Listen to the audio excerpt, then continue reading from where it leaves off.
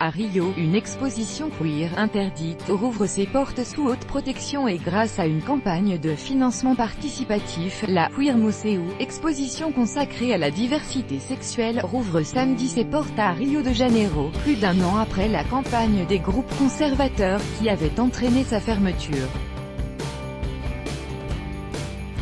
En 2017, la Queer Museu devait avoir lieu d'août à octobre, dans un musée de Porto Alegre, Sud. Mais la banque espagnole Santander, organisatrice de l'événement, avait décidé d'y mettre fin dès la mi-septembre, sous la pression d'une campagne menée par des groupes conservateurs qui l'avaient accusé de mettre en valeur la pédophilie et la zoophilie, tout en dénigrant le christianisme. Outre Jésus représenté par un singe, voire avec une multitude de bras, comme le dieu hindou Shiva, on pouvait y admirer des hosties avec les inscriptions « cul » et « vagin » peintes en rouge. Des portraits de jeunes garçons dans des poses efféminées et des scènes de sexe entre deux hommes et un chien avaient aussi mis le feu aux poudres. Le monde de la culture, la gauche et les milieux artistiques avaient alors crié à la censure de l'art dans ce pays encore marqué par les années de plomb de la dictature militaire. 1964 à 1985, c'est encadré par une vingtaine d'agents de sécurité et surveillé par des caméras que l'exposition, interdite, doit rouvrir ses portes à partir de samedi.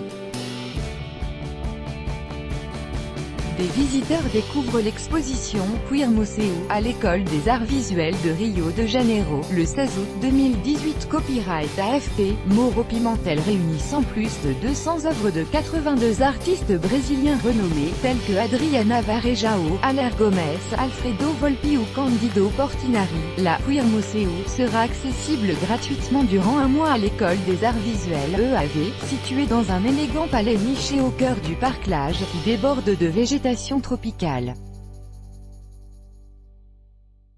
Plus d'1 million de réais, quelques 225 000 €, ont ainsi été récoltés grâce à une campagne de financement et à un concert de charité de Caetano Veloso, un des monstres sacrés de la musique brésilienne. Menace de mort. Fabio SZ Warkwald, le directeur de l'EAV, explique n'avoir reçu qu'une vingtaine de mails opposés à l'exposition, et loin des centaines de courriers électroniques et de la menace de mort adressée au MAR, Musée d'Art de Rio, un temps pressenti pour accueillir l'exposition en 2017. Nous ne sommes pas très inquiets face au risque d'agression car depuis le début de cette campagne, tout a été complètement différent de ce qui s'est passé au MAR, déclare Monsieur SZ Warkwald.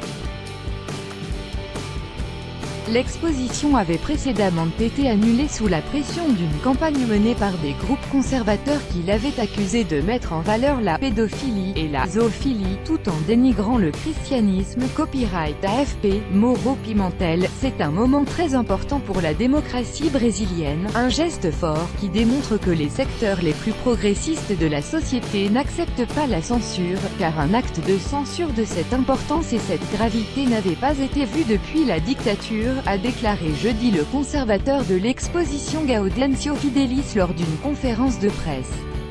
Un panneau prévient néanmoins les visiteurs que l'exposition est déconseillée aux mineurs de 14 ans et qu'elle contient des scènes de nus. En parallèle, des débats sur la diversité ou les droits de la communauté LGBT ainsi que des spectacles d'artistes queer sont prévus. Nous nous attendons à un énorme succès auprès du public mais pas à cause de la polémique. Les gens verront qu'il s'agissait d'idées reçues, d'une fausse polémique. La société va voir par elle-même quelle est la vraie nature de cette exposition, espère Monsieur Fidelis, le conservateur. La campagne qui a fait pression l'an dernier sur la banque Santander a été menée par le mouvement Brésil Libre (MBL), très présent en 2016 lors de grandes manifestations qui avaient réuni des millions de personnes pour réclamer le départ de la présidente de gauche Dilma Rousseff. Cette fois, le MBL a promis de rester tranquille, car il s'agit de fonds privés. Il prie pour que le MBL fasse quelque chose car si nous n'attirions pas l'attention dessus, personne n'irait voir cette cochonnerie, a déclaré à l'AFP Renan Santos, un des fondateurs du MBL. Tout droit de reproduction et de représentation réservé, copyright 2018, Agence France Presse.